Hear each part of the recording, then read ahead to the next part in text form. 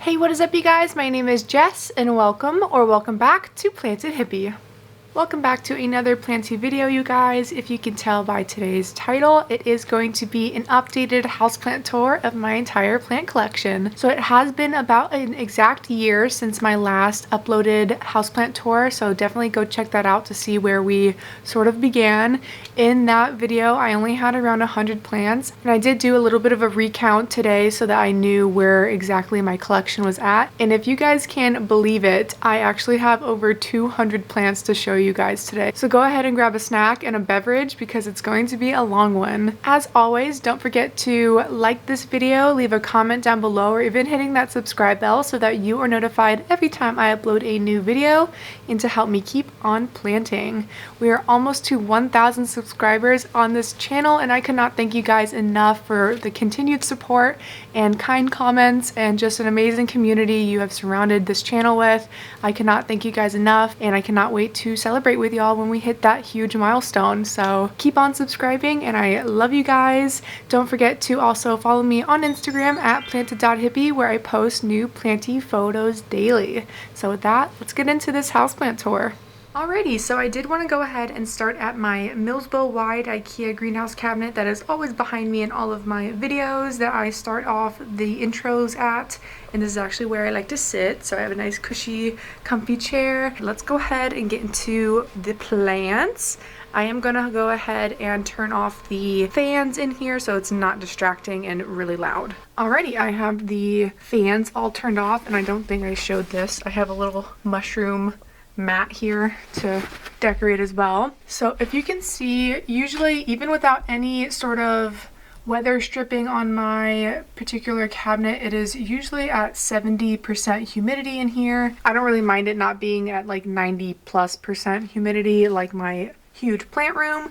If I have a plant that needs really high humidity, I'll just put it in there. For a lot of my plants that don't really need a lot of humidity but like a lot of highlight, I go ahead and put it in here. So to start, I have my newly added Albosingonium. Absolutely love her. Just learning how to take care of her. She seems really happy. She put out this brand new beautiful leaf. I also have this really cute mushroom fountain that I never really use because the water just doesn't flow properly and the water pump just never works, so I just keep it for decoration. Next to the Albosingonium, we have this cute little Buddha head holding my Hoya linearis. I used to have this really long and luscious, and I cut her all the way back because she had a mealybug infestation, and I had to cut her back, and I ended up basically saving her. She is growing back out and looking a lot more lush. I also have one up here that I started, a little separate plant, and seems to be doing okay. Back here I have a Domino Peace Lily, which is the variegated variety, and I got that from a friend on Instagram. It was actually my very first plant unboxing from a friend, so very cool and good memory. Here are my crappy looking little Anthurium forgetii. I had originally showed you guys this beautiful cute leaf in a favorites video a few videos back, and it gave me this really ugly funky leaf. So ugly. I think this one is a goner, so I'm gonna be removing her shortly. Here we have 3 of the Hoya Polynera variegatas. Really beautiful cuttings. I obviously got these from my mother plant that I will show you shortly. This one in particular is actually going to a new home today, so I will only have 2 left available for sale. So if you're local in Florida or near St. Augustine, give me a holla and we can maybe meet up for a plant trade or a plant sale. So those are always really cute. I have my Hoya Sunrise here. She also got attacked by mealybug. She was on a beautiful big trellis that I got from a friend on Instagram, and she just got attacked, so I had to restart her, and she is rooting out really nice, I think. As you can see, there's some algae, but rooting out really nicely in this clear cup, and hopefully I will have her looking well and bouncing back here shortly. Right next to her I have some crappy looking propagations. I rotted out my Hoya Matilde, so there's one in there. Also have a little Hoya Serpens in there trying to survive and root out. Don't really do well with the round shaped Hoyas that I'm learning. Luckily the Hoya Matilde was just a freebie cutting whenever I first purchased my Hoya Polynera cutting, so she is not really a huge loss, but still kind of sad that I couldn't keep her alive. I have one little strand in there rooting, and hopefully it does something for me. Moving up to this little container I have here, if you can see that little guy in there jetting out, it is an alocasia dragon scale corm that I separated from the mama plant whenever I was repotting her and taking her out of my Redsta IKEA cabinet. So that is her. Here is my asparagus fern that I mentioned in a video recently in my new plants video, so definitely go check that out. So moving on down to my beautiful Monstera Burl Marks Flame. It is in a rehab situation. I have her rooting out in perlite, hopefully to obviously save her. I am super sad that it ended up getting root rot, but if you can tell, she is still very much alive and not like flimsy or anything, so she is trying to survive, and I will obviously keep you guys updated on how I save her, and hopefully she will be starting to get some new roots on her in this perlite. She's just in straight perlite, and I have her in a little bit of a saucer of water so that the perlite can wick it up. She has one sole aerial root left that's sort of strung up around the top so that the water can wick all the way up and just have a moisture around the stem here, and hopefully make more aerial roots be activated and new roots start forming. So hopefully we can save her because she was so expensive and obviously one of my favorite monsteras ever. I obviously want to see her get big and beautiful and have those super unique fenestrations one day, but we have to save her first, so definitely keep you guys updated on her. Another Albo Syngonium back here. I'm actually super glad I mentioned in that video that I wanted to get a more variegated one, and I'm so glad I did because look at that, guys. It threw out a reverted leaf like I was fearing, but honestly having a plant with a little bit of a variety of coloration is going to be really beautiful, so I'm not mad at it. We have a little itty bitty baby variegated string of hearts, but these are just props that I took from my mother plant, and it is in a different location that I will show you later. But yeah, that is all of the plants in my IKEA wide Millsbow cabinet. So let's go ahead and move on to the next section. So moving on from my cabinet here, I did want to quickly mention all of the plants I have in my living curtain, hanging curtain of plants. So I have that. It is so backlit, so I'm really sorry about that. But I have my empty disco planter. I still haven't figured out what I want to put in her yet. I got that for Christmas from Austin, and I am absolutely in love with it, so I just don't know what I want to put in it just yet. Next to it, I have this small basket of philodendron micans. I love the way micans look in a window. The backs of the leaves turn like a maroon shade, and with the backlighting it just makes it look super beautiful. On this sort of trio of macrame, I absolutely love this macrame piece. It's one of my favorites. I have all of my spider plants, so I have a Bonnie spider plant. I did have originally a just normal spider plant in this middle one, but she ended up not doing well, so I ended up just throwing her in the compost pile. And I recently replaced her with a Hawaiian spider plant that I got from work. This is actually just one massive pup from a mama plant offshoot, so I'm super impressed that I was able to get such a large pup. And if you can see, the variegation on it is so unique and very different from the other just normal spider plants that I have seen in garden nurseries. I was super excited when my boss said that I could take one of the pups home, and I picked the biggest one, of course. So super excited to see how that develops, and hopefully it'll give me babies as well. And again, right down here, another Bonnie spider plant. If you don't know the difference between Bonnie spider plants and other spider plants, they just get like this nice curl to their leaves, and they just get curly. Moving up here, I have my philodendron Cebu Blue.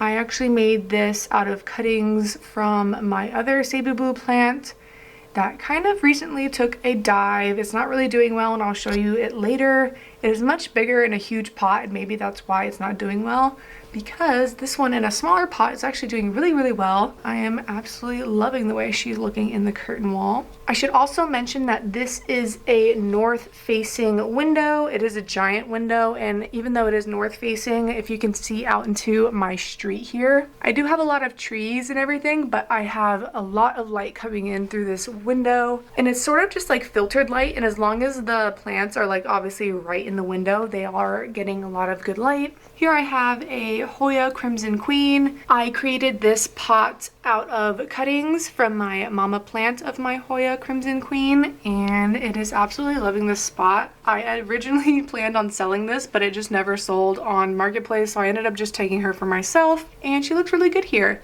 She is putting out new leaves and everything, so I hope she is happy here. And it's not very humid in my house conditions, but I don't think Hoyas really need a ton of humidity to be happy. They just like light. So right there, you can see she is putting out some new baby leaves, so I guess she is a little bit happy. And she will definitely be a lot happier this summer once the windows are letting in even more light. Coming on right next to it is my absolutely massive Mandula pothos. It is not really like long massive, but it is just really focusing on making it really bushy up top. I'm absolutely obsessed with the coloring of the leaves. Just so beautiful. This has really been growing in popularity, so I can see why. It is so beautiful. The variegation on the leaves is just so unique. And I actually took some cuttings from this plant, so it wasn't hitting me in the face when I try and do my makeup here at this window. And I took the cuttings, hopefully going to put them on a moss pole and really try and get these leaves absolutely massive and make a cool little totem pole out of it. But until then, I absolutely love my beautiful big basket of it and so obsessed. Here right next to it is my Philodendron Brantianum.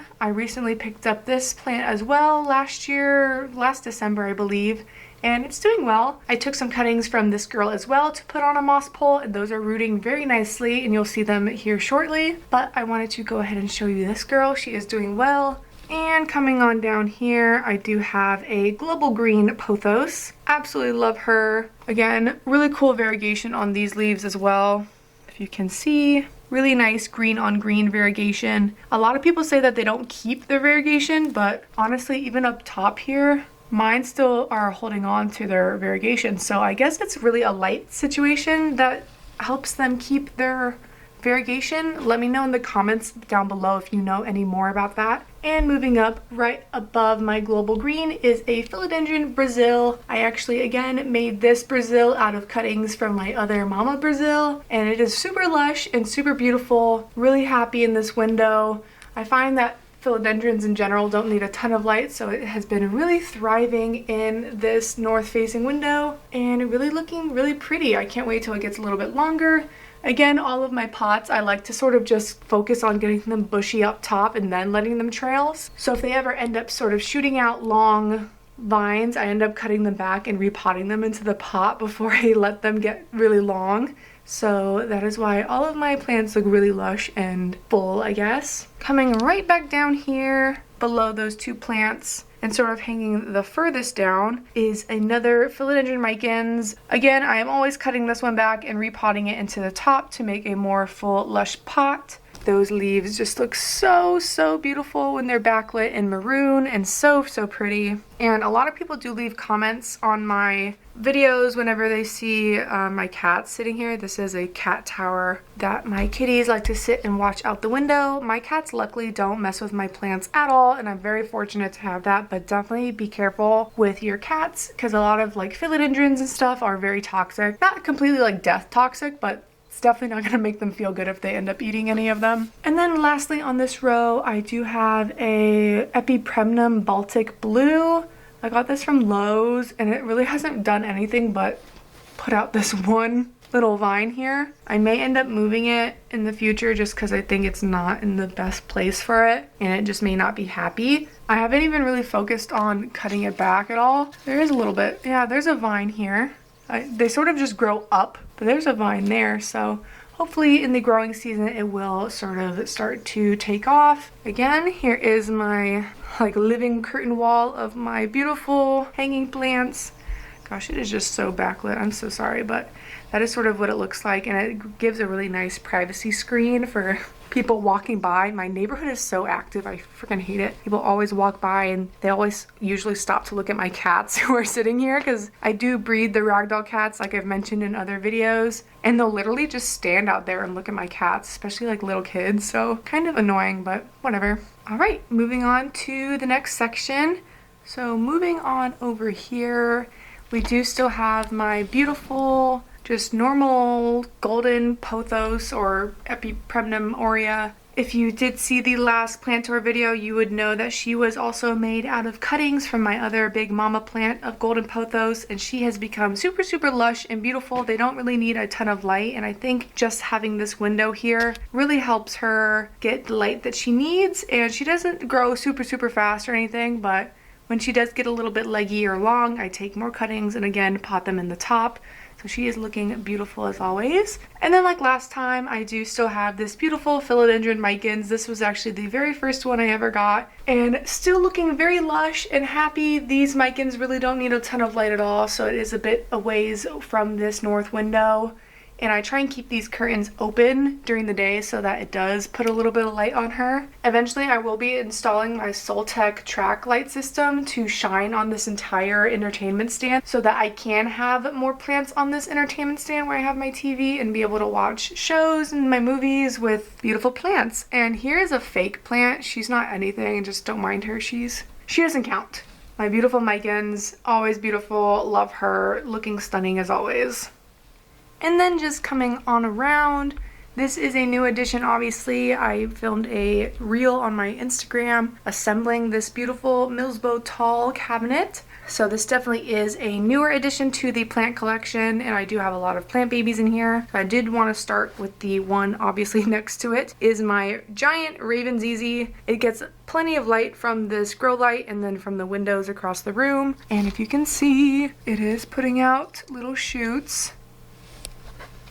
One back here as well. And what I love and what I think a lot of people love about these Raven ZZs is that they come out that lime green. Let me zoom in. They come out in that lime green color and then they darken to that really dark Raven ZZ color. So really, really pretty. I sometimes just put her outside when it's raining to get a good dusting and watering. That's basically all I really do for her. So let's go ahead and get into the cabinet. I do not have any fans or like weather stripping on any of my cabinets, so I probably could do that to hold in more humidity, but I don't.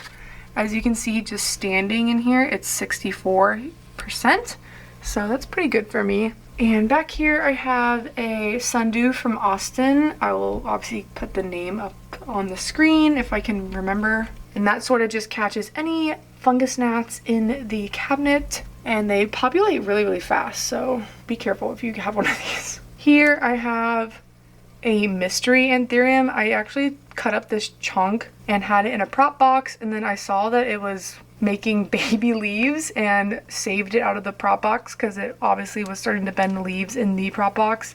I'm guessing it is my queen anthurium that I chopped up to try and salvage, but they look really different, don't they? But I do think queen anthurium do take a few leaves before they start to get that signature long elongated leaf, so I could be wrong, but I will obviously keep you guys updated on what it does and if it does indeed become elongated, and then we'll know that it is my queen because I only chopped up my forgetii and my queen anthurium, so I don't know what else it could be. Right next to it here, I mentioned this anthurium in a favorites video, and it is my resurrected Anthurium magnificum, and it is starting to get a little yellow because I believe it is just putting a lot of energy into other growth points that has been shooting out. And if you can see here, I noticed yesterday, what the hell? Look at this, guys.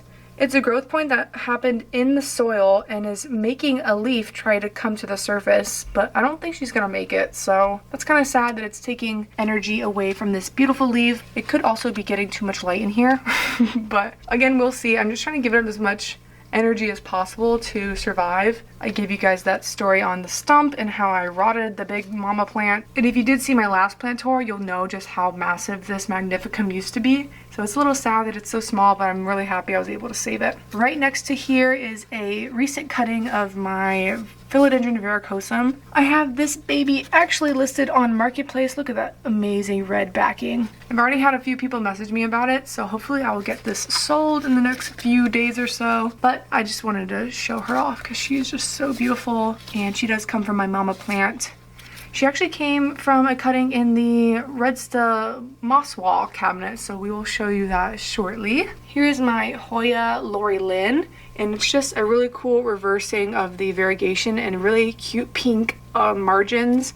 And then they can also throw out these like fully white leaves as well, so super, super beautiful. I took cuttings and repotted them into the pot to make it a little bit more full, and she's just been loving life, so I can't wait till she is long and luxurious. As you can see, she has a bit of a vine stretching across here behind the thermometer thing, and yeah, there's more of her, and she's doing well. So love that Hoya, absolutely one of my favorites, and doing really well. And lastly, I have these Hoya obovata variegata cuttings that I recently just took a few days ago, and they're honestly already rooting, which is, yeah, look at that. They're already rooting, so doing well. Maybe might sell those on Facebook Marketplace as well, or end up potting them back into the mama plant, and I will show you mama plant shortly.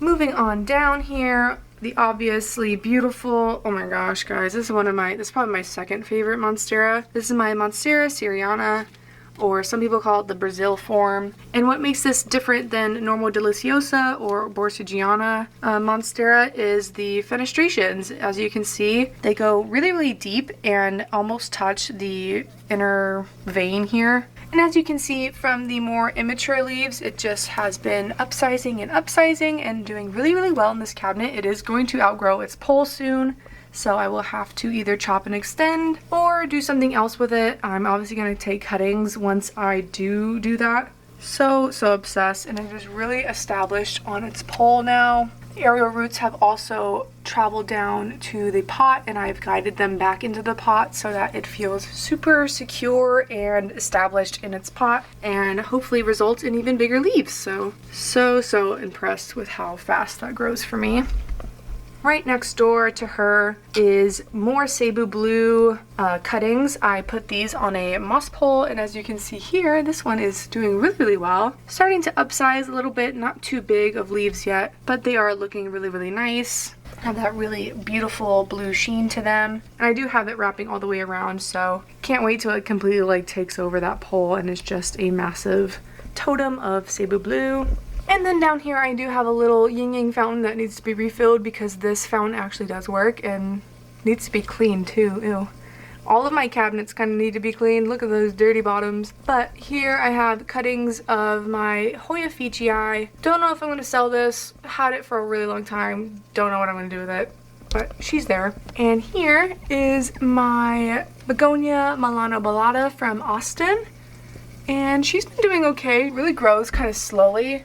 And it was a smaller plant to begin with, but I did have it on the shelf above these plants that I just showed you, and it was getting like super sun bleached. So as soon as I moved it down here, the green has been a lot more of a pretty green and like true green to it. And if you can see here, it is putting out a little hairy fist. So it is putting out a new leaf, and slowly I think she's just focusing on roots, and that's perfectly fine. This was just like a little nub that Austin gave me from his mama plant, and so beautiful. And I'm really, really happy that mine is doing really well. I would have been so sad if I killed a little offshoot from Austin's because his is so magnificent and beautiful, and I just want mine to look like his. So that is all for this beautiful cabinet. So let's go ahead and move on to the next section. Alright, moving on to my little cactus circle corner I have here. Starting on my dining room table, I have this money tree. Just normal money tree here, so pretty. Back here I have a Dracaena. I'm not sure the name, so if you let me know, that'd be awesome. Love her though. She has like a really cool white variegation on her. Some crispy tips, but I love her sitting here in the kitchen. Makes it feel a little bit more jungly. And then I do have another money tree here. Again, sorry for the backlighting. I'm gonna try and position everything. She is quite skinny, and she was in my last tour, so if you've seen, she has changed a lot. Still giving me new leaves, so this is a fresh one. Still floppy. She looks sad, but I promise she's still happy. Here is my aloe vera plant. Thought so many times I was gonna kill this plant, but she just keeps on coming back. Same with all of my African violets.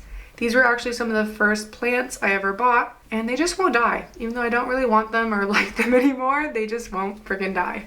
So love Love seeing her live on. She had a bunch of blooms earlier this year that have died off, and I just haven't gotten around to taking them off yet. Here is yet another money tree.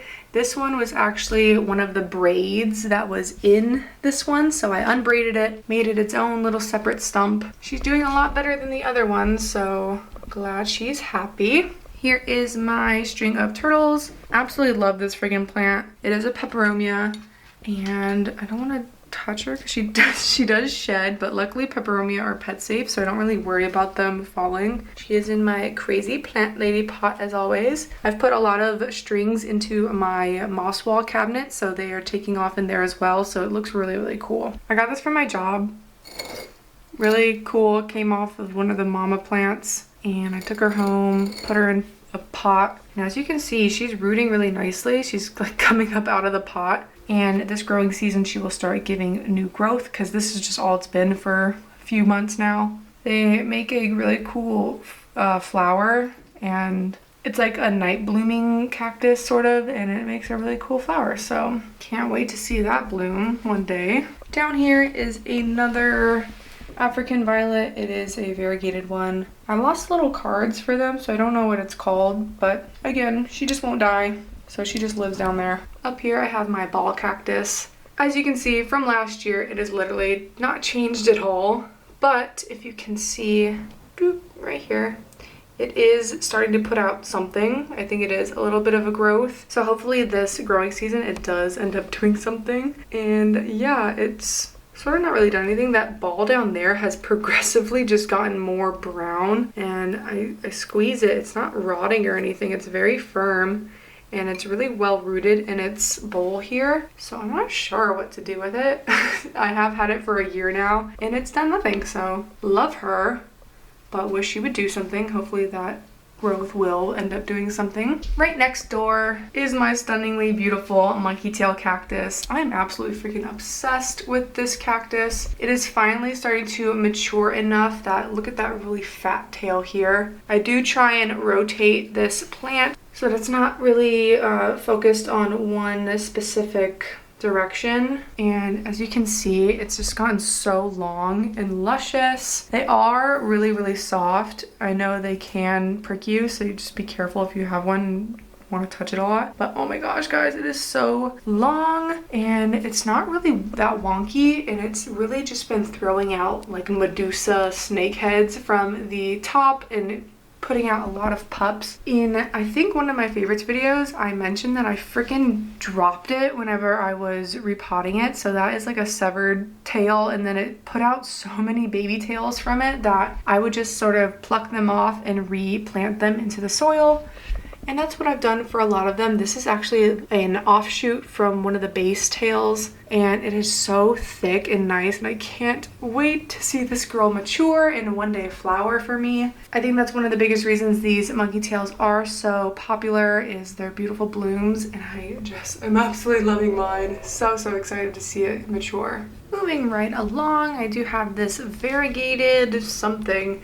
If you guys know what particular succulent this is called, I don't remember the name, but I got it in Arizona. It was really, really pretty. It sort of reverted on me, and then like the past month or so it has started to get variegated again right on the tip. So it did look like this one down here, like just all green. Now it's starting to get white again, so super pretty. Maybe it's just like a seasonal thing, and obviously the amount of light it's getting. Moving on to my lucky bamboo. I got this from my therapist, so she brings me good luck and makes me happy. I just gave her some water because I noticed that the soil was pretty dry. And yeah, super easy. I almost lost this one too, just because again, I wasn't keeping up on her watering, and these lucky bamboo definitely like to be more on the moist side. Right next door is my white ghost euphorbia, or white ghost cactus, whatever you want to call it. If you remember in my last plant tour video, I was so sad that this plant was not doing absolutely anything for me. But as you can see, I am having some great growth recently. It is sort of just on one side, so I sort of turned her, and there's a grow light here, so I sort of just turned her this way so that maybe new nubs will start to form on this side of her. But these are sort of just turning towards the light. Either way, it's growing. I'm happy, very happy for that. Right back there, I have my bear paw succulent. It has really taken off. Not really giant paws or anything, but I love how cute and small the paws really are, and if it's doing well, it's doing well, and I'm happy. So love that succulent. Right here is a variegated Opuntia cactus, so like spineless petal cactus basically. And it has given me one cute little new growth petal here. It is so cute, and as you can see, the petal is really nicely variegated, so super happy for that. It's also in my really cute elephant planter, so love her. Up above here, I have my mama plant of my variegated string of hearts, and as you can see, it's really full and lush, and it's starting to trail down, and I needed to find a new spot to hang it since it wasn't really doing well just sort of sitting somewhere. So I have it hanging in this window now on the macrame, and it's doing really well, I think. I did again take some cuttings, so it's sort of bouncing back from there. It's not really long anymore, but wanted to make it more full up top. I should also mention that this is a western facing window, and it does get a lot of bright afternoon direct sun. This is a great place for my cacti and succulents to be because they do get a lot of direct light without being outside and getting like harsh direct light, if that makes sense. I do move some of them outside to the back patio, which gets eastern, like morning sun direct light, but I haven't done that yet. Since we still have a few cold nights here and there, I don't want my succulents or cacti to get shocked, so I've kept them indoors for now, but once it gets to March and April, I will definitely be moving them out. Here next is my donkey tail cactus. I just gave her some water too because, as you can see, her little leaves got a little wrinkly, and I do sort of use that as a measurement tool to know when to water her. And as you can see down here, she does have little leaf pullings that I replanted back into the pot to make new tails, and they are taking off really nice. There's a new little tail right here, so cute. Love her, and really been loving that. I kind of am kicking myself for planting it in a terracotta like this. I should have just put it directly into a hanging basket. But I'll definitely be transferring it into a hanging basket soon, just because of that reason actually, because I don't want to have to deal with it once it's super long and end up losing a ton of the leaves. So definitely let me know if you want me to make that into like a plant chores video and show you guys how I fail at it, because I'm definitely going to be losing some leaves on that guy. Next is this like sectoral cactus. I don't even know what it's called. Got it from work. Some pieces were on the ground, so I took it home, planted it up, and now it is giving me, as you can see, some new growth and looking pretty cute. So can't wait till see what happens with that. Here is my booby cactus, getting really long and lanky. I think it needs more sun, obviously. Honestly, should turn her because she's sort of starting to lean as well. Fun fact about this booby cactus: it is the very first plant I ever ordered online and had shipped to me, so she is really the plant that started the craze on plants for me and sort of opened the doors of showing me that you can order plants online and they can just be shipped to you, so absolutely love her. She started a monster, really, but they get their booby cactus name from the little lumps, and as you can see, she was a little wrinkly, so I need to give her some water soon. I hope I don't get in trouble for showing this, but I have her in a booby pot with little mushroom pasties, and then I had the artist put some additional like climbing fungi on the side, so really pretty, and it was made with a terracotta colored clay, so super cute and fits in really nice here. Here I have a little arrangement of succulents. The only one I really know the name of is my tiger's jaw succulent, and looks really cute. Love her. Got this little cactus from work as well. It's one of those like round cactus, so really cute. Don't know the name, and I know they can get pretty big, so I'm really excited to see her grow. Here is a pencil cactus, really cute. These are super toxic, so don't let your animals play with them or bite on them, even though they look like they would be like really easy to gnaw on. Don't let your animals do that because they will get sick.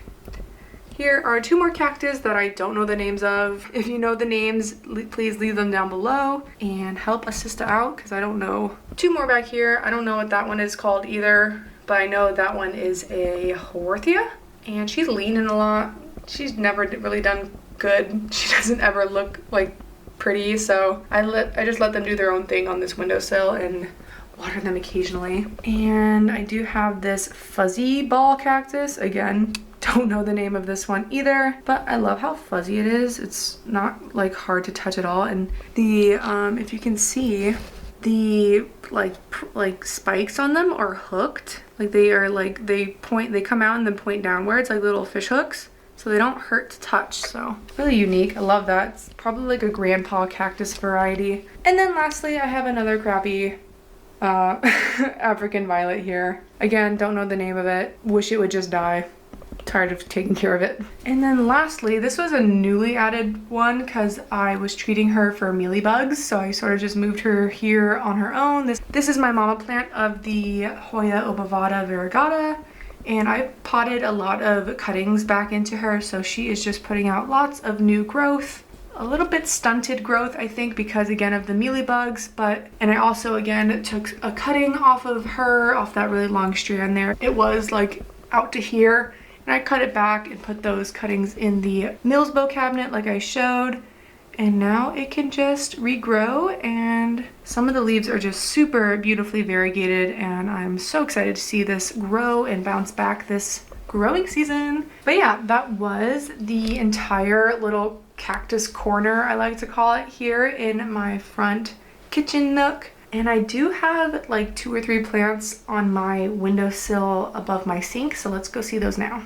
So yeah, like I said, I do have some plants on the windowsill. Phalaenopsis orchid, that was another orchid, but she died. Just haven't cleaned out the moss yet. And then 2 more African violets. I actually have the tag for this one. So it's a precious lavender. I know these ones have really pretty blooms, and then it also has really nicely variegated leaves. So they just sort of chill here. I put them here so I remember to water them. And before we move on to the rest of the houseplants, I want to go ahead and show you what plants are actually outside here in our front driveway area. So let's go ahead and go see them. All right, so coming out into our front yard area, I have most of my ficus trees out here. I have them out front here because in the winter time, the sun doesn't really get overhead of the house very much. But first, I have my beautiful ficus Audrey. I am super happy with how much this has grown. I can't wait to possibly maybe even pot it in the ground and just let it do its own thing and be a tree. And I just, again, a lot of people love these ficus because of how fluffy and soft they are. They're just so cute. Moving on to my ficus altissima, or golden gem, some people call it. It is super nicely variegated. In the sun, it gets its variegation really pronounced. So I'm really happy with how that's looking. It is already starting to wake up from its dormancy and get some nice new leaves on it. So really, really pretty. It does keep its variegation, but it does sort of fade down after it has like hardened off. So the new leaves are definitely more pronounced than the older ones. Here is my ficus Tiniki ruby. So same as the Tiniki, like the white variegation, but they just come out a little bit more red and rosy colored. She's always just been sort of a single like stalk. So maybe a repot this spring will be needed, and some new soil, and maybe she'll start growing a little bit faster for me. And coming down from the trees, I do have this really cool, unique plant that I've actually never showed on my channel before. But if you know what I'm talking about, this is a Don Juan Goldfinger. And I first saw this plant at the Fairchild Botanical Gardens. And I'll try and leave up some photos of this particular bloom. It's a pretty rare jungle plant, and it does need some specific conditions. And it definitely kind of struggled this winter, but now that it's starting to warm up, it is a lot happier living out here in the sun, and I cannot wait for it to possibly bloom for me one day. As you can see on the screen, I'm hopefully putting up a photo of what these blooms look like. They are just super, super unique and really cool, and there is some new growth already coming in. So I am hoping it is very, very happy out here, and that it will continue to be happy throughout the growing season. And I'll obviously update you guys if it does end up blooming. And moving back up, I have this massive ficus Tiniki. I recently brought this one home from work. It has 3 giant stalks in it, if you can tell. All the growth points on it. I get a nice employee discount at my jobs. I saw that they were like 30 bucks, and I ended up getting it for like 25. And definitely gonna need a repot here soon because the roots are coming out at the bottom. This little sad stickly of a plant is actually a tree. It is a orchid tree, and if you can see, it is putting out a little bit of green growth, so it is coming back. It just took a really hard hit this winter. I do have one over there already planted in I do have one right here planted in the ground. That one produces a really like purpley pink flower, whereas these ones produce like a white flower with a little bit of pink in it. There is new growth happening, so it is still alive and still thriving. So this is actually my mom's plant, so really happy that I didn't end up killing it. She probably would have ended up killing it, because if it didn't do well with me, she probably wouldn't have been able to keep it alive. They purchased it like in the middle of November, so right before all the cold snaps started coming, so it definitely does need a nice, humid, hot environment to be happy, but hopefully it will bounce back and I'll be able to return it to her and she'll be able to plant it at one of her houses here in Florida. They do a lot of VRBO, rental vacation houses, so they buy a lot of plants for those houses, and this was supposed to go in one of them. So yeah, I'm really happy that I was able to resurrect her. I really haven't even done anything. She's just been out here, and I put her in the garage whenever it gets cold, and I bring her back out when it's not cold, so happy that she's happy again. And lastly, I have my big, massive, beautiful ponytail palm. I do have another one that's a lot smaller. Oh, the wind. I love living in such a woodsy neighborhood. I love all the tree coverage and all the Spanish moss. It's so beautiful. I love my neighborhood. But here is again my ponytail palm. It is a big old chunky girl. You can see her chunk there, her trunk or whatever. And I do have another one that's a lot smaller, but this is my biggest one, about like 3 feet tall. I'm not sure if I'm gonna put it in the ground one day. I know that other neighbors in our neighborhood, when we go on like walks throughout the neighborhood, they do have ponytail palms in the ground. And this really didn't take a hit at all during the winter time, so I'm guessing it's pretty hardy, and I may just end up even planting it over here in the middle of our little grassy area here. So let me know in the comments if that is something you'd like to see and maybe a good idea. But yeah, that is our plants out here in the driveway. They will go into the backyard area where I usually have my plants and where I actually do have more to show you guys. Just because in the full-on summertime, the western sun, you can kind of see the sun sort of like stays right on this tree line, so it makes like a dappled shade. But in the summertime, it comes all the way over and like it stays there for a long time and really can just bake anything that does not like full sun. So I think some of the tanikis would be okay, but this girl would not do well in full sun. So I definitely have to find new places for all of these plants when the growing season and summertime starts. So really happy that these are at least doing well. And of course, like last time, I wanted to show you guys, I have my plumeria trees. They definitely took a hit this winter. Hopefully they bounce back. If not, they just look like crappy little like sticks coming out of the ground. And I do have a jade plant right there. She used to be really tall, but she's sort of just fallen over, and now she's starting to sort of grow up. Hopefully these all do well this growing season, and I'll definitely keep you guys updated. Alright, making our way into the living room. You can see me in my cute mirror. If you remember in my first plant tour video, I did have a very giant golden pothos here, and I took all my cuttings and made other baby plants from there. But she hasn't been really doing that well, even though it's kind of deceiving. Here are my skylights, and there is some sun streaming in right now that is giving some light on this wall. And during the growing season, she usually does fine, but during this winter season, she has taken a little bit of a dive. So I moved her from here into the plant room to get some extra sun and help her bounce back. But once she is looking better again, I am obviously going to move her back there. So that's why there's like an awkward empty spot here. As you can see, this is where I have my beautiful arrangement of Millsbow cabinets. So I have 2 Redsta IKEA cabinets, one built out, and I do have a complete 2-part video on how I completed this moss wall build, so definitely go check that out. And I have one just normally built with the shelves, and I still have the grow light inside of it that I need to set up and have more room for more plants. So let's go ahead and start with, oh, and then the obvious, I have another Millsbow tall cabinet here, and just having the shelves in it, no moss obviously. So let's go ahead and start with the moss wall.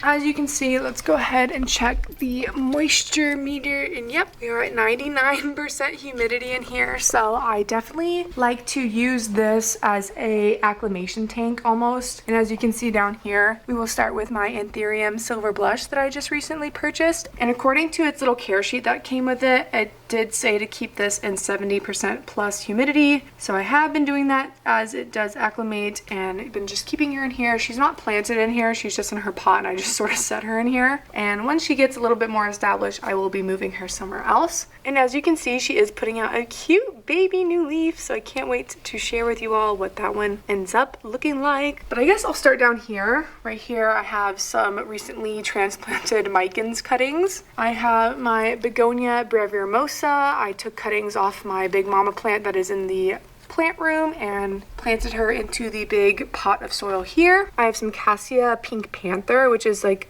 a cousin to Triscantia, and really pretty. It looks really nice in here, and it's just taking off. I have tons of live moss from Austin's collection, and it's just been really taking off, as you can see. So beautiful. These are like really stringy ones, so it looks really cool. I have a Monstera Stanleyana here. It is variegated, but it's very low variegation and not really doing too hot. Probably gonna take that out eventually, or like cut it up so that the nodes activate. It is a little bit empty in here, but I do sort of just add plants as I go. I'm not really too concerned about having this super full super fast. I'd rather have it a little bit more manageable for longer. Here's an Monstera Adansonii.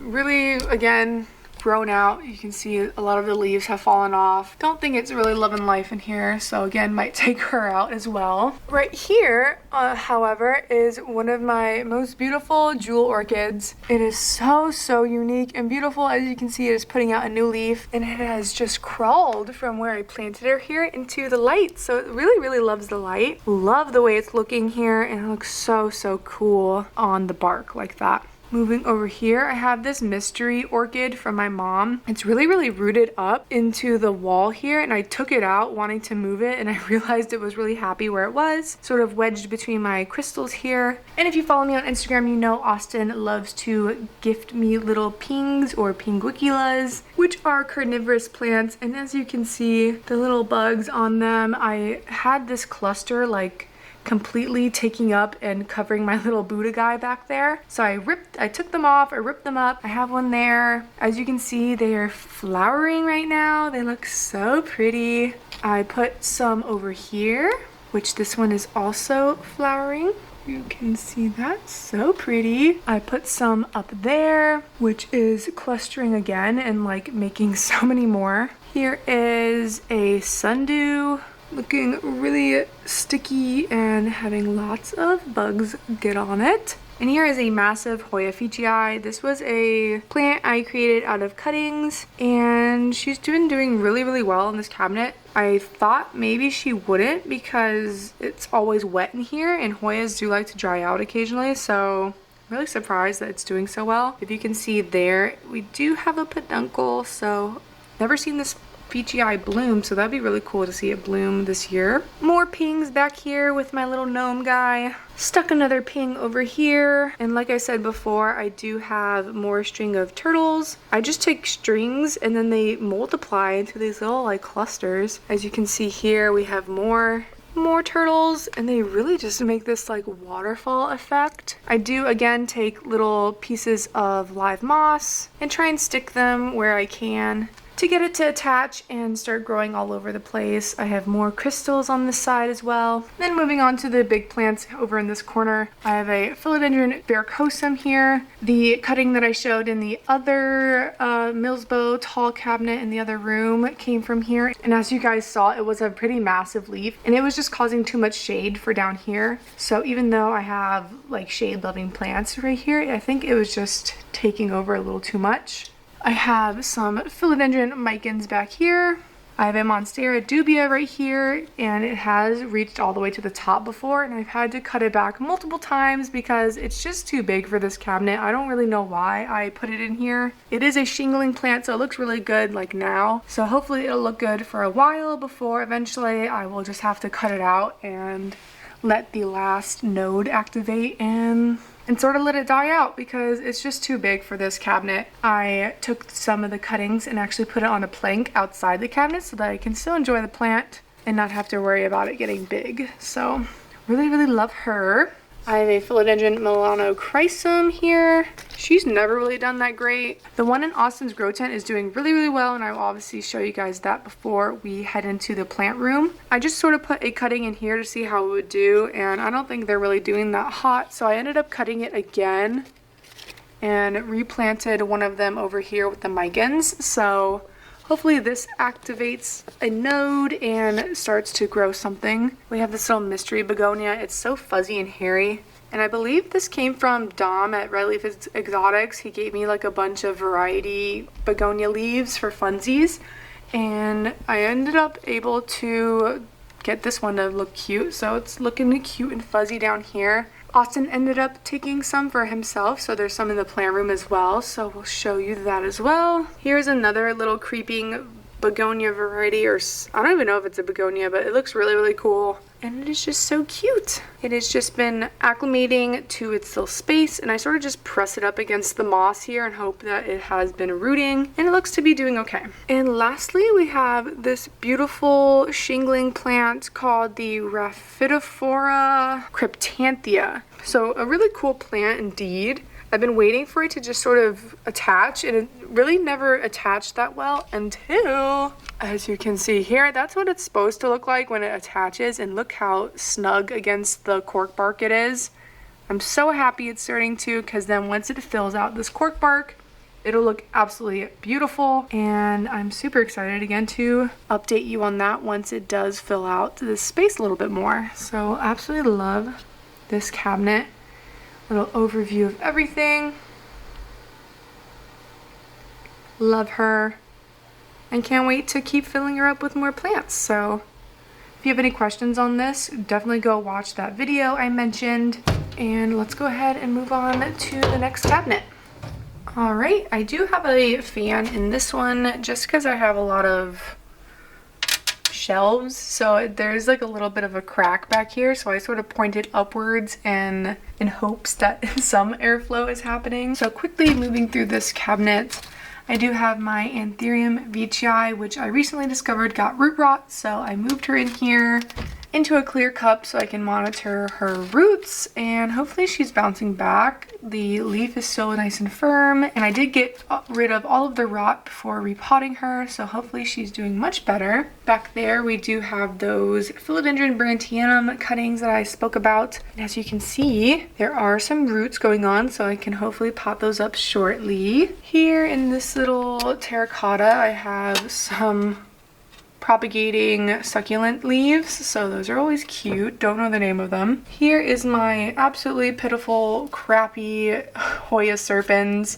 I used to have a really nice, long, luscious vine, like 2 vines of it, and I just sort of, I think, forgot to water it once, and it just took a total crap. And luckily, it has been rooting out really nicely in this tiny little cup, but I am hopefully going to be getting a new Hoya serpens here soon from a friend on Instagram and here on YouTube, Jen Green and Sheen. We are setting up a little bit of a trade for March and springtime, so hopefully I will have a much nicer looking Hoya serpens then. Here is a propagation cuttings of my Hoya Crimson Princess. I had another one that was like really well rooted. Oh, there's some new growth. Look at those bright pink leaves. Oh my god, they're like bright red. And I knew I had one rooting, so I ended up gifting that one, and I ended up taking more cuttings to start another one so that I could still make a new plant of it. So that is what that is. Here is a Pothos Enjoy, I believe, which is not even a pothos, it's an epipremnum, but it is super slow growing, super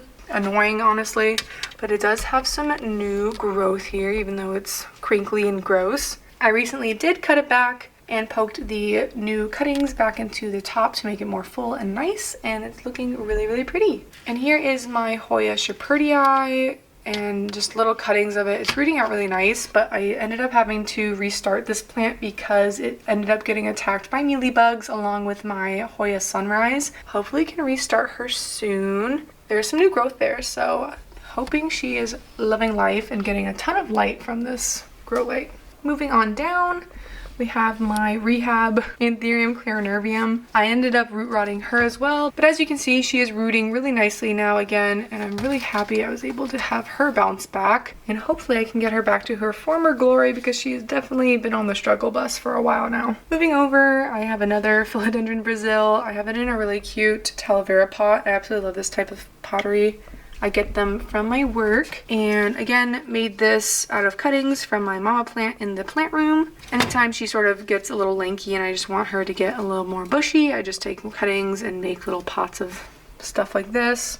Here I have those Mandula pothos cuttings that I mentioned before, and as you can see, I picked some of the prettiest leaves to propagate. They are just so beautiful. And I also have some golden pothos in here as well to sort of help the rooting process, since I know that they release a hormone or something that really encourages root growth. Back there I have some propagations of some micans, and then here as well I have some more Philodendron Brazil cuttings rooting out as well. So lots of chopping and propping lately. And then finally moving down to one of my favorite sections in any of my cabinets basically. I have like a little Hoya section here, and as you can see here I have a lot of Hoyas on trellises. I like the way it looks, like all three of them all lined up like that. And on my first trellis here I do have my Hoya Croniana Super Silver. It is always looking like super wrinkly. I don't know if it's because it has root rot or something, but I always give it water. Like, I don't know why it's so wrinkly. It is putting out a cute little peduncle, so hopefully maybe I did try and take cuttings on this, but they did not survive, so maybe I can try again and just do a water propagating on like a longer stem of it, because I did just do single little leaf butterfly method cuttings and put them straight into moist soil, so maybe that is not the way to go. And if this is having some sort of root rot situation, I definitely want to save it before it completely dies. But the stems aren't like getting woody or anything, so I'm kind of at a loss of what's going on with her. And then on this trellis we have a Hoya pubicalyx Super Splash. As you can see, it is super sun stressed and very pink, so I don't really believe in like the pink splash. If you just blast it with light, it'll eventually turn pink for you, so definitely don't be fooled by the pink splash and like an upcharge for them, because they can definitely just be pink with more light. So look at that. And as you can see, there is a cute little new growth there. I did have to cut it back because it was just throwing out a giant runner. As you can see right here, I did have to cut it. She is going to start giving me new growth here in the growing season, and I can't wait. All right, and here is another Hoya Ficii. This is actually the original OG mother plant. I cut her up. She was like completely engulfing this entire trellis. You couldn't even see the bamboo on it anymore. So I'm glad I sort of gave her a little haircut and made a bunch of little baskets and other little plants to either sell or gift to other people. So I'm really happy that the mother plant is still doing well. She is giving new growth, so I'm assuming she's still happy, and I really love her. And right here below her I do have a starfish cactus. I've had this for like over a year, never had it bloom for me yet, but it is giving me some new growth here. And it did give me this once I moved it into this cabinet. I've always had it outside, and I probably will put it back outside in the growing season. But for winter time, I did want her to still have a lot of light, and she seems to really be loving it. She also did sort of come crashing down from a windy day outside last year, so she does have a few little cosmetic bumps, but nothing too bad. And I do think it probably shocked her a bit because she was like uprooted from her pot, but she has definitely started to bounce back. And again, I can't wait to share all the new growth, and hopefully she blooms this year, because that'd be so cool. And here I have my Hoya Polynera variegata, the mother plant to all of my Hoya cuttings in the other cabinet. And as you can see, I did start out with a tiny little one leaf cutting like this, and once it grew out 2 vines, I ended up cutting it back, taking lots of cuttings. I believe I had like 9. I've only sold like 4 or 5 of them, and I used the other 4 and plugged them back into the mother plant. And now I have a giant massive mother plant to show for it. And as you can see here, it is throwing out a vine with white leaves. So beautiful. Oh my gosh, so pretty. And it just totally reminds me of mermaids, and I cannot get enough of this plant. I rave about this plant. It was actually in my favorites video recently, so definitely go check that one out too. And yeah, that does conclude this cabinet as well. Just doing a little pan up and pan down. And let's go ahead and move on to the last couple plants before we move into my big plant room.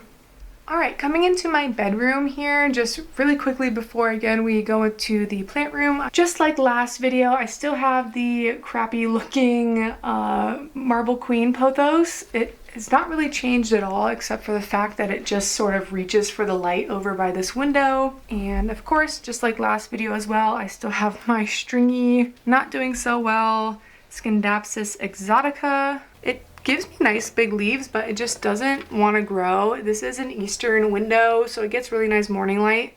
So I'm not really sure why it doesn't want to grow. I definitely sometimes forget to water her because she's just sort of here. Such pretty leaves. Really do like to appreciate her for what she is. She just sort of hangs out in this window. There is this giant plant in front of my window, but in the mornings the sun comes through this bunch of trees and it hits the plant really nicely. So I'm not sure why she's so unhappy here, but sorry girl, I want you here. So that is my Scindapsus exotica. And lastly, we're gonna move into the room where Austin keeps his grow tent, and it's honestly a room that we kind of use as a junk room, so I'm not gonna show you what it looks like. So here is his big grow tent in the room. We are renovating a guest room, so we have a bunch of crap just surrounding the entire room. Neatly, I would say, but here is Austin's little grow rack of his sundews and his ping rocks. They're so beautiful. I am absolutely obsessed with his ping rocks because these came completely naked and bare of anything. They were just rocks, and he has completely turned them into little ecosystems, and they are so, so beautiful. And he does have a lot of pings for sale, so definitely let me know if you're interested and I can get you in contact with him. Message us on Instagram. He is Carnivorous Plant Guy on Instagram. But these are technically not my plants. I don't really even know the names of all of them, but I do have a plant that is inside his grow tent, and it is very loud in here. It probably already is because of that fan, but he has a bunch of fans in here, so it may be a little loud. But I am going to unzip. Gosh, it's like a little jungle in here, and it's so warm and like humid. But here, I just wanted to quickly show you guys my Philodendron melanochrysum. It has been growing so, so beautifully. Gonna try and come in. Oh, that velvet leaf. It is absolutely loving life in here. Super, super high humidity. I just gave her some water yesterday, so she is loving life there. I hadn't watered her since I repotted her, so she definitely needed a good watering. This moss pole she's on like never dries out because of the high humidity in here. You can see it's always pumping. He's got tons of fans everywhere. He needs to clean those fans, Jesus. He has his own little jungle here. Super, super unique pitcher plants. He has such a wide variety. But this is about my melanochrysum. It is doing so, so well. I'm so happy it finally is happy itself. And I can't wait for it to climb that pole and get those big, massive shield-like leaves that we saw at EFG Orchids. If you haven't seen that nursery tour, definitely go check it out. But yeah, I'm absolutely loving her. So happy she's happy again, and I'm definitely gonna have to move her little plant tape up so that the aerial roots are getting attached to the pole. And that'll again increase leaf size and make the plant feel more secure. So yeah, that is why I needed to come in here, and that is the last plant before we move into the plant room. So let's go ahead and go over there. All right, moving into the plant room, I do have a just normal green pothos here. Really long and lush. I think it gets enough light from this room as well as the skylights so that it's not as affected as my golden pothos was. I do have a golden pothos here on a pole. She hasn't really done anything. That's like the first growth I've seen in like over a year since I've put her here, but again, it's a really dark spot, so I don't really expect too much growth. It's more for decoration. And then lastly over here, I have a mother grow light here pointing on my Marble Queen pothos. And again, this was made from propagations from my mama plant in the plant room, so we will see her shortly.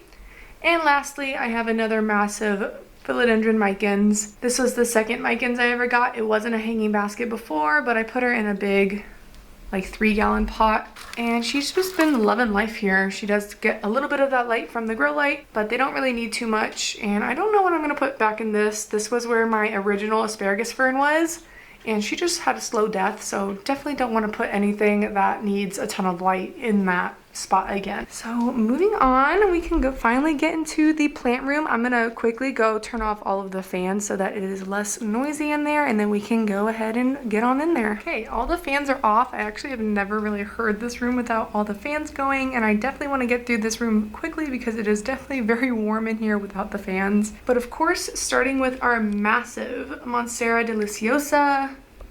This is the large variety. I have taken many cuttings off this big girl to gift to friends. These are the most recent leaves up top. I definitely have big plans for her this spring. I don't want her in this room anymore. I'm definitely going to be moving her outside with the other big girl that I've taken cuttings of and adding her to a tree. So as you can see, the stalks are like really big. So I think she will definitely benefit from being outside, and it will definitely free up a ton of more room here for more plants, or at least for a like nicer setup that I can get more shelves and have the plants a little bit more spread out. Moving on here, we have more cuttings and props of golden pothos and marble queen pothos. Here are some mother of thousands plants. These are Austin's. I got some from the nursery and he wanted to grow them out. So here are the ones that are a little bit smaller and didn't really take that well. So he picked out the best ones and he used one of my big succulent pots to pot them up. And they seem to be doing well. Here is another Monstera. She's never really done that well. I may put her outside as well when the weather gets a little bit nicer. Here is a random alocasia. Don't really know what that is. Here is one of Austin's newest plants. He got another Philodendron biliaceae, and if you know Austin, you know this is like his favorite non-carnivorous plant ever. And it did put out a new cute leaf, looking quite snazzy. And I had this big box fan here for lots of circulation here. I have this new addition. I recently made this pole for my propagations of my Monstera adansonii narrow form. So there is a wide form and a narrow form. This is the narrow. I do have the wide form in a hanging basket, so I will show you that shortly. Here's my Alocasia Frydek. I know it's not technically a Frydek because it's not variegated, but I'll put up the real name on screen. I don't know how to say that. And right next to it, I have this Chinese lantern tree. This is actually a cutting from my parents' Chinese lantern plant. And the fun thing about this plant is the flowers that it produces. They look like little Chinese lanterns, obviously. And they're usually a red and yellow color, but this one in particular, the tree that it comes from, my parents, was producing pink lanterns. So I cannot wait until it makes more lanterns. I will try and include a photo of when I saw my parents' blooms and I took photos of it, and I'll leave that on screen so you guys can see what I'm talking about. It is so pretty, and the pink color is just super unique.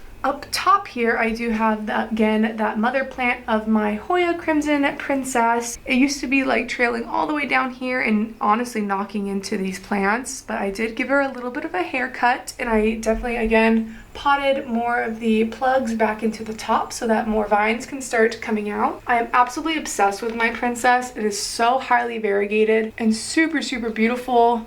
Again, can't wait for her to give me more growth this growing season because I know she is really happy.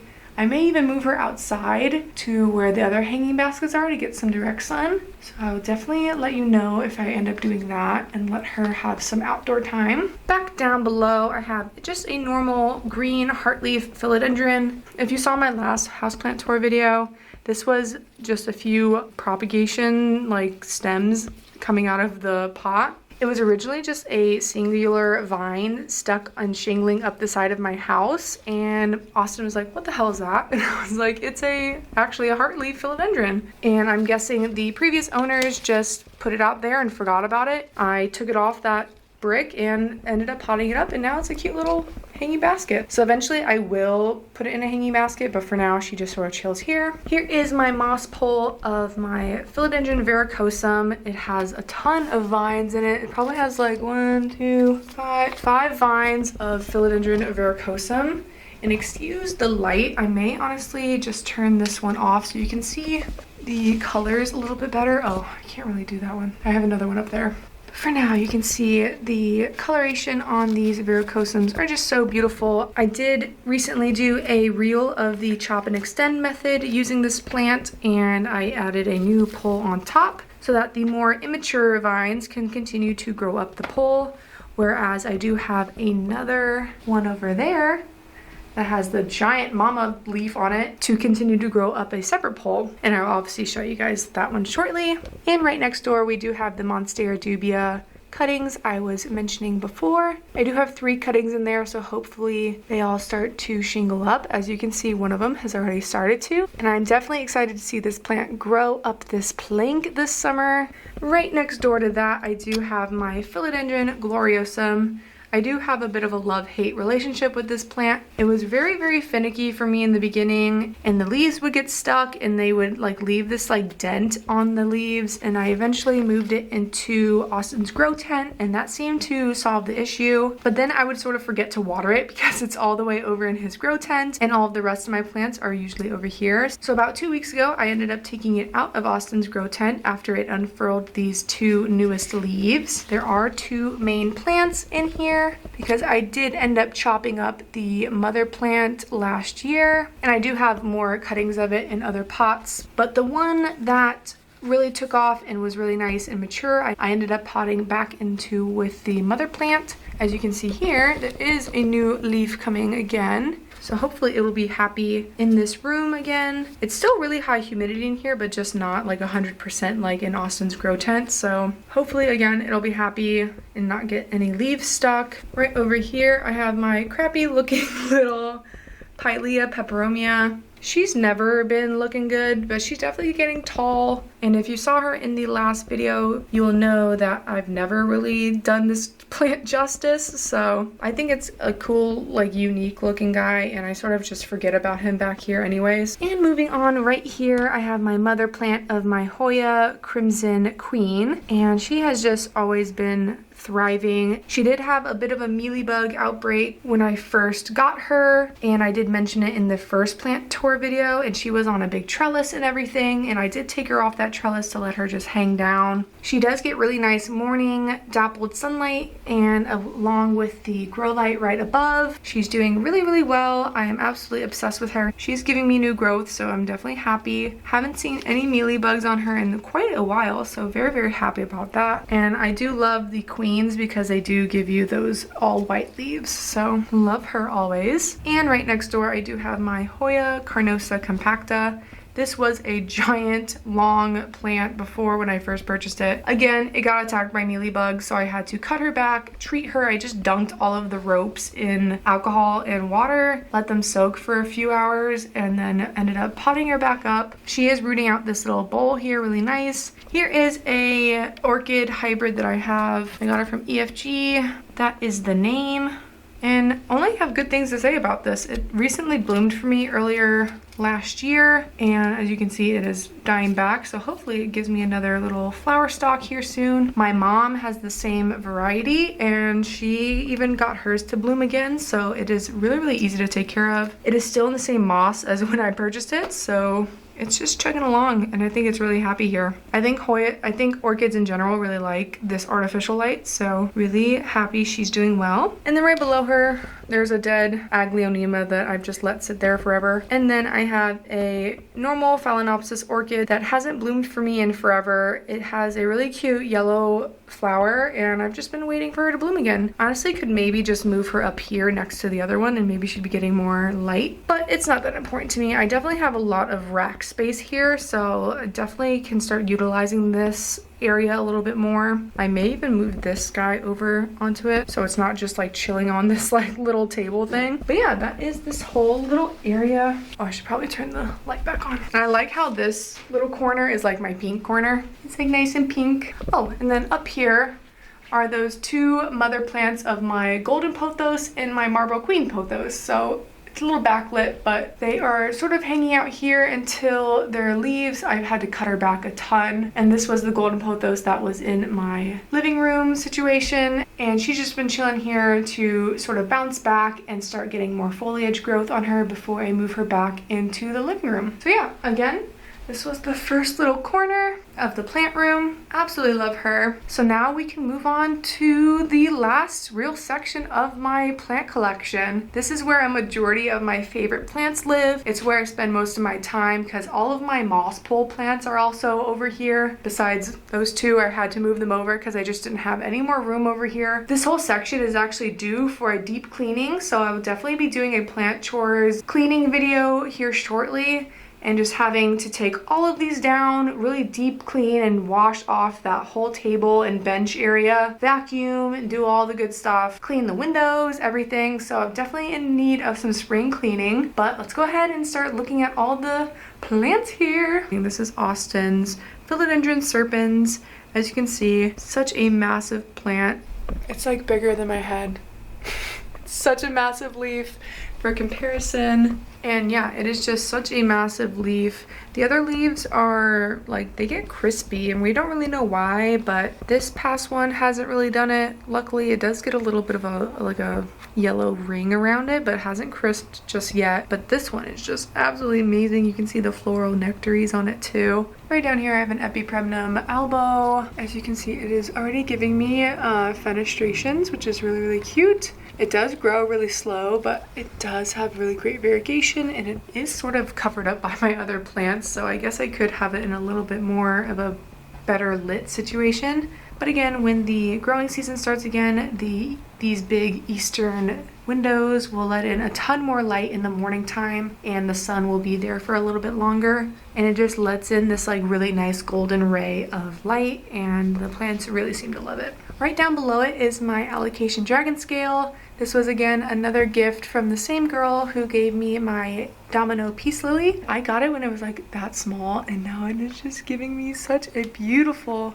shield recently. This one and my Frydek are literally the only allocations I have, so this is the only one that really does super well for me, and I'm really, really happy with that because it definitely gives the best leaves. Right here next door to the Epipremnum is my Monstera Thai Constellation, and as you can see, she's not super variegated or anything. The second leaf is back here, sort of tied to the moss pole, and this is the newest leaf, so it is definitely upsizing and getting a lot bigger.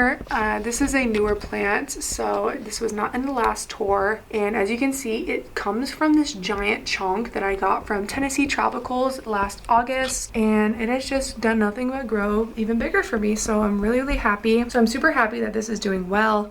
It is in a terracotta pot. I let it dry out and then just totally soak it whenever it does. And it seems to be doing really well. It sits right here next to my big, beautiful Albo Monstera. She is so freaking pretty, guys. This is the plant that got me into collecting rare plants. I think still one of the most like sought after rare plants. Everyone just seems to really love them. This is 2 main vines of a plant. Last year, I only had 1 main vine, and I took a top cutting off of this mama plant here and potted it back into the pot right there, you can see. And now this is the most recent leaf that top cutting has given me. So freaking pretty, guys. It is so variegated and so cute. It is so variegated and beautiful. Look at that leaf. So if you can see there, she is putting out a new leaf, and it seems to be really, really variegated as well. Can't wait for that one to come out and looking so pretty. Down below here we have Austin's Philodendron Fuzzy Petiole. Again, putting out new leaves. It gets its name for obvious reasons. It has a fuzzy petiole. If you can tell, it's like not as fuzzy as like say the serpens, if you guys can see that. That is why Austin absolutely loves this plant, is that fuzziness, and he loves hairy plants, so we ended up getting him that one. But this one isn't as fuzzy, but still really cool. This is the biggest leaf it's given us. Really, really nice and really pillowy leaves. I absolutely love it. I put it on a pole for him one day because it was just flopping over. I do have to help him with stuff like that because he's just the biggest procrastinator on pulling stuff and doing plant chores that require a ton of work. Super excited to see that new leaf come out. It's a big one. Right next door to her is another plant that was not in the last video. It is my Philodendron Strawberry Shake, and it has recently put out this beautiful caramelly leaf. So highly variegated. There's some water spots on her. Every leaf has given me really nice variegation. This one was kind of green. I had this half moon one, these more speckly ones, and it does have another plant in the same pot, but it is completely reverted, so I am going to chop that one down to the last node and see if it comes back variegated or not. If not, I still have this very, very variegated section, and I am absolutely over the moon in love with this particular philodendron. Moving back up, we have my show-stopping Anthurium luxurians. I am so obsessed with this anthurium. It is definitely, I think, my top favorite anthurium ever. It is just so unreal looking, so reptilian, and as you can see, the size of these leaves are just so big. And as you can see, if you just snuck a peek, it is flowering. And I did some research, and I will be having to take pollen from this inflorescence, and I can't wait to give my first go and try at doing anthurium seedlings. So I will do pure luxurians to start out. Hopefully it goes well and I'll have some seedlings available probably by the end of summer or something. I'm pretty sure it takes a long time to get another inflorescence that I can put that pollen onto, so definitely keep you guys updated. Back there is my philodendron silver sword. I did recently take the top cutting off. As you can see, it is putting out a new growth point, and I potted it back into the pot. It seems to be giving me a new leaf there, so seems to be doing well, acclimating well to its new little place. Right next door to the silver sword is my holy grail Monstera aurea. I have a story time on this particular plant and how I acquired it, so definitely go check that out if you want a laugh. It was a very stressful plant in the beginning, and now that it has taken off, it has just been such an easy plant. As you can see, it is super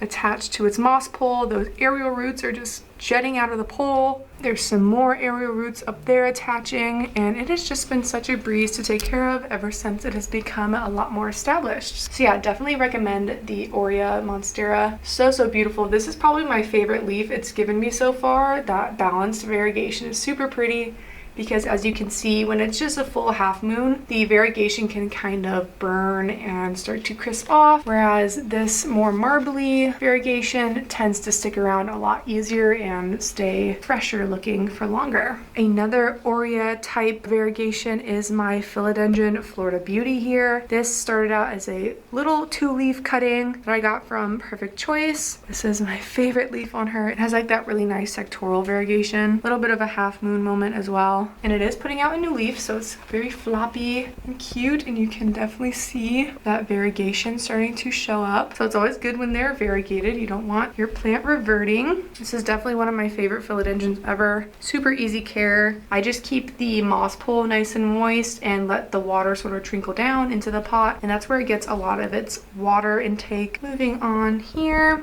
we have my Anthurium crystallinum. This is another really huge anthurium that I have. One of my biggest leaves. It was featured in my big leaves video, so definitely go check that one out. Right next to it, another really long-leafed anthurium, my Anthurium borqueenum, or queen anthurium. This was my first queen that I ever got. I got my second one from Dawn at Red Leaf, and that is the one that I ended up losing. It was even more mature and bigger than this one, and this one has always just given me really dark, narrow leaves, so I can't complain, but I definitely miss the one from Red Leaf, so I may have to replace her soon because it was just so fast growing and gave a bit of a wider leaf, and the ears on them were really big too, so I'm really kicking myself for killing that plant. Right behind the Florida Beauty here, I have my philodendron gigas, and as you can see, the humidifier just turned on, so I do have one on this table with everyone. It is putting out a beautiful new leaf there. As you can see, it's all curled up right there, and it is looking really nice. I got this as just like a little one leafer, and it's just been growing up the pole really nicely, and I can't wait again for the growing season to hopefully initiate even more growth. So can't wait for her to get all the way up her pole and again do a chop and extend for her, which I'm probably gonna have to do here shortly for my Florida Beauty as well. And moving on down here, we have a huge holy grail plant, a philodendron Spirit of Sanctity. It has just put out this new leaf here, so it's really skinny and cute. I did recently put her on a pole, and this is the leaf from before. It did have a little bit of a thrip outbreak, I think, and I had to sort of nurse it back to health, and it is doing much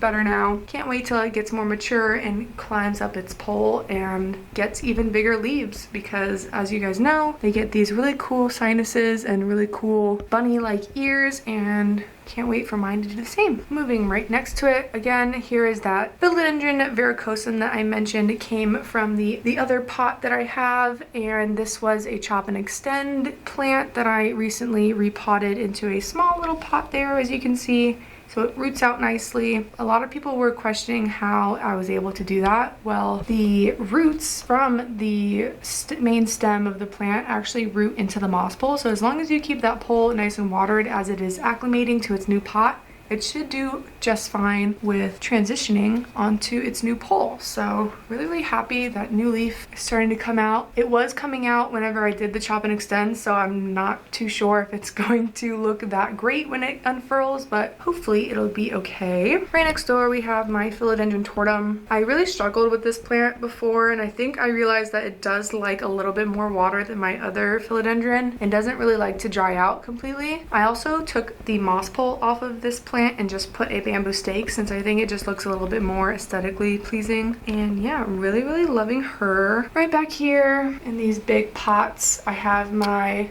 philodendron micans that trails up and goes all the way around, and hopefully we'll keep going. Austin accidentally closed the freaking vine in the door, so we had to start over and have a new growth point sort of come out and restart. So hopefully that continues growing along the wall. Here is my Rhaphidophora tetrasperma. I tried to have it do the same thing, but I sort of gave up on that because I think it just needs a lot of light. So I took a lot of cuttings, replanted them back into the pot to start crawling up the pole again to make it a lot more lush, since it was losing a lot of leaves this winter. And as you can see, it is putting out a new growth point right there, so hopefully that'll fill in that little gap right there. And all of these little babies I've replanted. Oh, look at that little baby. Look how cute that tiny little baby is. Hopefully all of the rest of these cuttings will start to climb up the pole as well, and again fill it out and get it looking pretty again. So tucked away right here, I did try and do some propagations as well, but they didn't really take. There are some that are giving little baby leaves. This is my mother plant of my Begonia bergamosa. The top foliage looks really good, but the bottom is looking a little bare and lanky. But if you can see, what I really like about this begonia and cane begonias in general is at the nodes, when leaves fall off, they kind of get like activated and new leaves will come on those little notches and fill the plant back out. So I will sort of let that be and do its own thing for a while. But if it continues to look really lanky, I may just have to cut it back. I've already cut it a lot, and I do have other cuttings that I can show you. And again, I put one in the cabinet, so I have lots of Revermosa. Here, right next door, is my variegated money tree. This is one of my all-time favorite plants ever. I was so lucky to be able to find one at the International Aroid Show, and my mom purchased this for me, and I'm so glad she did. I'm super obsessed. Can't say enough good things about it, and it's been a pretty easy plant. I have it in this little square cup, and I let it dry out and then I water it. So it's really easy to monitor, and I may be repotting it soon once it obviously fills out that little cup. It definitely is a slow grower with its root system, but as long as it is happy with its foliage, I am happy with it. So freaking happy about that plant. We do have some begonias from Austin. These are Austin's begonias. He's obsessed with begonia, especially ones that look really cool like this. This is a really nice one, as well as this guy. Don't know the names. And then lastly, we have my beautiful variegated banana tree. This is actually my dad's plant. I'm growing it out for him, and it was a little early Christmas present that my mom wanted to get my dad. And since he really liked the one at Tennessee Tropicals with Calvin, my mom wanted to get him one at the International Aroid Show. And as you can see, this is like the most variegated leaf it's given me.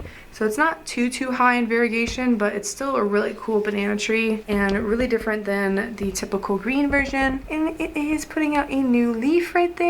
So I'm hoping it's doing really well, and I'm really happy. It is again in a clear pot, so I can monitor the soil, and I just water it whenever she's dry. So, or I guess sort of like semi-dry. I don't really let it dry out completely because it is a tropical plant and they like to be a little bit more moist. Lastly, right next to it is a neon pothos, really basic. Have a mother plant of it outside hanging that has just not died. It wasn't really doing that well, and so I took a bunch of cuttings and made this guy. And if you can see, there is a lot of new growth activating on the nodes, and I really like the new leaves rather than the leaves whenever they grow out because it is more neon and less like just normal green, but I love her nonetheless. And lastly, the biggest plant in my collection besides my Monstera deliciosa is my Monstera esqueleto, and I recently featured this plant in my new plants video, which is the video before this, and I'm so obsessed. I ended up putting it on a pole like I planned. I gave it a nice good repot with some nice chunky soil down here. It is really happy. I cut off some leaves that were just too damaged, and I mentioned in that video that it was putting out a new leaf, and as you can see, it is doing well. The one that I broke was a newer leaf, so it is going to take a minute before the next one sort of comes out, but that one is a new leaf, and I'm not going to touch it very much because I'm such a klutz and I will end up ripping it off or something, but I'm so happy that it is unfurling nicely, and it's really doing it really fast for how big of a leaf it is. And yeah, I'm just sort of learning as I go with this plant. I have not had it very long at all, and I'll definitely keep you guys updated on how it does this growing season. So yeah, really happy that it does seem to be acclimating really well to this plant room, and then hopefully when it gets a little bit warmer outside, maybe we can add like a shade cloth in our little corner of our patio here and have her be outside, so I don't have to really worry about keeping the pole all wet, and when I do need to water her, I can just hose her down with our hose when it doesn't rain. That is our little corner of jungle. Also over here, the fans are back on, but I totally forgot to show you guys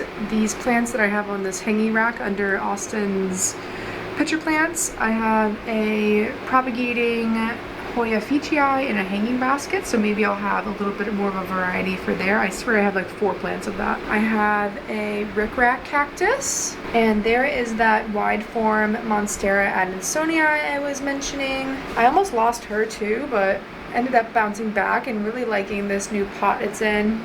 And then finally, I have this Anthurium pendulifolium, which was featured in my big leaves video, and absolutely love her. She's been just hanging out here. She is sort of just like in the walkway, so I have to be careful when I pass by her, but she is just thriving nonetheless, and hopefully it gives me a new leaf down there soon. This one that just came out was so massive and definitely took a lot of energy, so won't be surprised if it takes another few weeks for a new leaf to come in, but again, hopefully during the growing season it'll start to boom. So yeah, I do have a few more plants out on this patio outside the door, and then we will be finished up with our plant tour. Oh, and I actually totally forgot to show you guys this Anthurium pallidiflorum, and Austin actually just got home, so he's gonna help me film it, because I feel like every time I film it on my channel, you guys never really get to see the true size of this plant, and if I hold it up next to myself, I think you guys will be able to see it a lot better.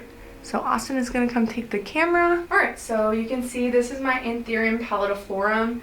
Austin actually had a friend on Instagram ask him how long this was, and we got out the measuring tape, and it's just at 3 feet. It is also putting out a new leaf here, so I'm really excited to see how much bigger this can really get. And if you can come a little closer and zoom in on these roots here, and if you can see, these roots are actually coming up out of the soil, so I do definitely think it is in need of a repot. But I did obviously want to show you guys the size of this plant and have a comparison to look at. It is just a big leaf nonetheless, and I'm super excited to see how big again this leaf is going to get. And once that unfurls and hardens off, I do think I am going to repot it into a little bit of a bigger hanging basket, and then we will go from there. But I definitely wanted to show you guys how massive this plant is, and this is my Anthurium pallidiflorum. But now we can go outside and finish off the plant tour with our plants that are on the patio. Okay, so we are outside now, and I have Austin as a little size model, and he wanted to show off his huge philodendron biliaceae, and we recently put it on a pole and repotted her, so she is looking super nice and large, and you can see just how big those leaves really are. And I actually wanted him to come outside so he could stand next to my Ficus umbellata tree. It is literally a tree now, and if you guys remember from my last tour for a video. I don't even remember if this tree was even in it, but it was like so small and it is forked into two. It has definitely lost a little bit of its leaves down below, but I am really happy to see that it is putting out new leaves, and it is a little bit damaged, I guess, not as beautiful as it was last year, just because it's been really windy lately and it's super top heavy, even though it's in this massive pot. I do think it could maybe even use a repot, or we may even end up just potting it into the ground here shortly. I think if I'm able to put tarps on the foliage like during the winter time, I'm gonna be able to like preserve the leaves from any frost damage. So I may just end up finding a nice place to plant this, take some top cuttings off these so it branches out and forks even more this growing season, and then plant the top cuttings in its own little individual pots so that I can start new plants of it and have it still be like a house plant, because this is just way too freaking big to be keeping inside anymore. It barely even fits through our door here. Whenever we have to save it, we have to bring it into the freaking garage. So really love her. Right here is an umbrella tree,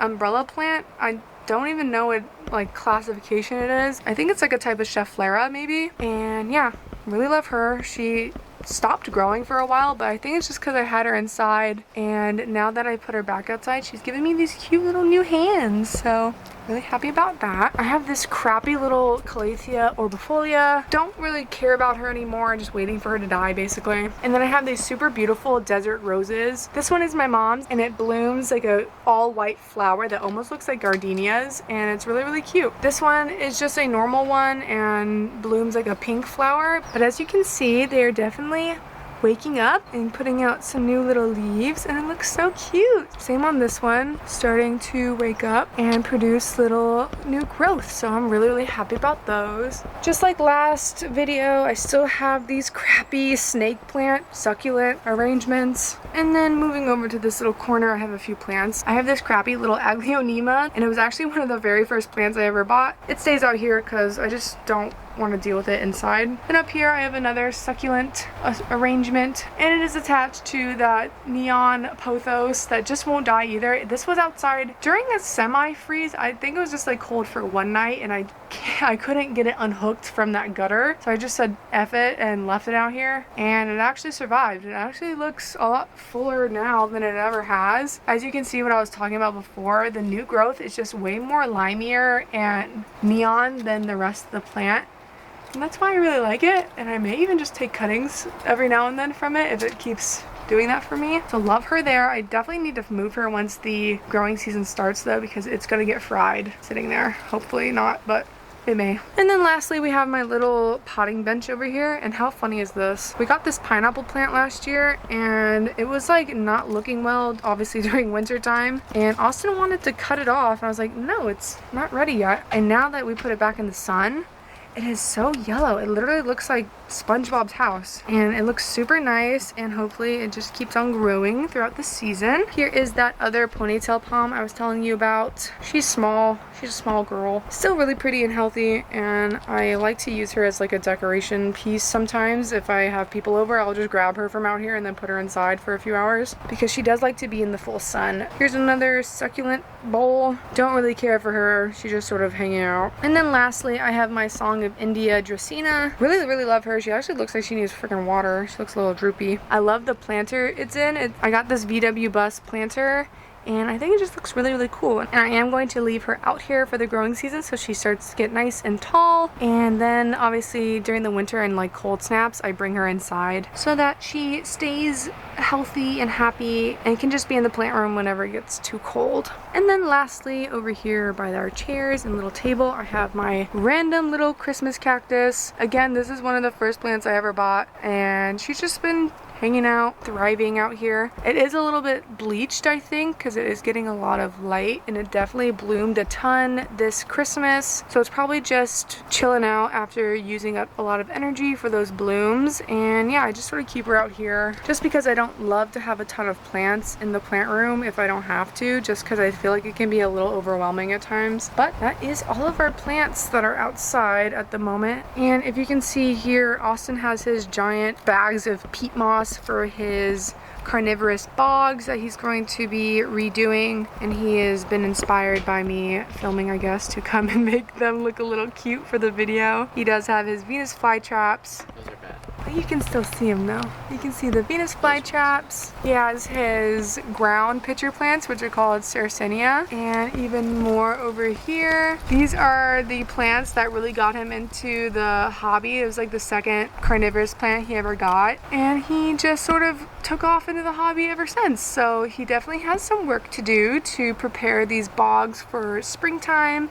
And it is that time where carnivorous plant growers are starting to sort of rip everything out, replace all the peat, and get everything ready. He also has more pitcher plants over here. He has his giant ones right here, and then also, if you can see this one right here, that's the very first pitcher plant he ever got, and it's actually one that I bought him and brought home from EFG, and he got hooked on carnivorous plants ever since. He also uses that little white growing trough thing as a bog as well, and I do have some Opuntia cactus over there as well that I need to take out of those pots and find a place in the ground for them so that they start to take off again, because at our old house they really did very well and took off when I had them in the ground, so I need to do that as well. But yeah, that is all the plants that we have outside, as well as all the plants I've showed you inside. So that is the end of our official houseplant tour, and let's go ahead and roll the outro. I so do hope you enjoyed getting to see my updated houseplant collection tour, and if you did stick all the way to the end, I do appreciate you, and please ask that you leave a like, a comment down below, or even hitting that subscribe bell so that you are notified every time I upload a new video, and to help me keep on planting.